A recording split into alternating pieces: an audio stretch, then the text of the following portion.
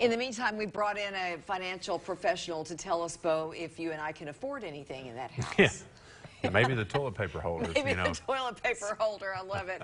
Hey, it is that time of year, and actually we're talking about something else that's fun. Yeah. Holiday parties, gift giving, and yes, tax planning. So our pro, John Vandergriff from Blue Ridge Wealth Planners, does join us to talk about moves to think about before the end of the year that could decrease your tax liability. So let's get serious here for a minute.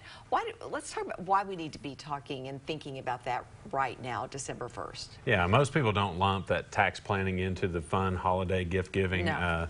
trio there, but it is a timely conversation because many of the things that we're going to talk about have a time stamp, need to be completed by December 31st. So if we've not started that, we need to get the ball rolling on some of the things that we look at. And with the likelihood of tax increase probably coming down the pike for us at some time, we need to really pay attention to not necessarily what we're making or what we have now, but what we're going to keep from that when everything's said and done. So you're talking right now, don't wait until a week before Christmas. You Yeah. got to get that appointment or at least get your paperwork in order and kind of see where you stand. Yeah, I know for us, we're hearing from a lot of the different custodians that we work with that kind of mid-December is almost the very last minute, if not before that. So, so when we look at these different things, there's three main things to look at. We want to consider whether a Roth conversion makes sense, so that we can take these monies that have yet to be taxed, try to pay the least amount of tax on them possible, and then get some tax-free growth on that as we move forward. That's a smart money move. Yeah,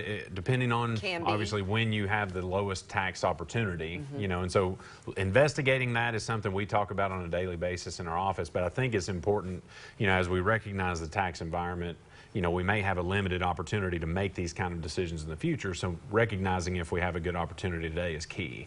It goes along with that, we want to make sure that we're planning out RMDs for those people that are 72 or older.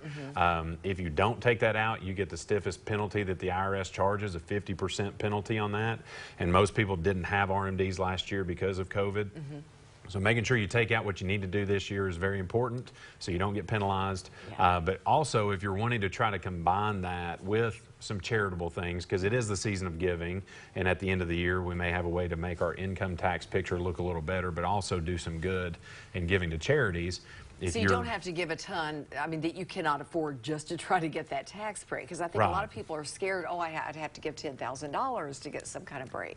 And that's the problem with standard deductions being so high now. You have to give maybe more than you would like to. So trying to bunch those donations together, utilizing things like donor advised funds where you can get a lot of credit at once and still disperse those monies out over several years. Or for those people that are in that 70 and a half age or older, which the government always does these half ages, which is kind of weird. I know. You're eligible to do what's called a QCD, or a qualified charitable distribution, where you can give from that IRA and it doesn't generate an income tax event for you. So if you're charitably minded, you can kind of kill two birds with one stone and use those. Good to know. All right. Always great advice. Thank you so much. We'll see you next time. All right.